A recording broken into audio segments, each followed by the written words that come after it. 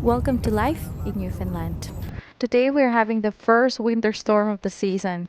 The calm before the storm, sabi nga kanina. Pero itong mga ibon hindi sila kalma.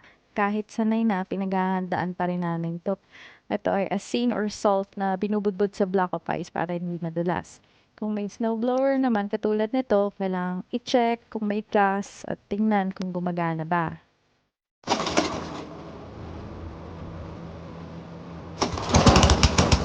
O, 'di ba parang tricycle lang. Pero malaking tulong 'to lalo na 'pag maraming snow. At syempre bukod sa storm chips, meron ding gatas para sa mga bata. Tapos naghahanda na rin kami ng flashlight, ng lamp, ng kandila. Tapos may stove din na tigas in case mawalan ng kuryente. Ang mahirap lang dito kapag mawalan ng kuryente dahil lahat nakadepende sa power. Kapag wala nun, walang heater, di ka makapagluto, walang mainit na tubig, walang ilaw, kaya dapat laging handa.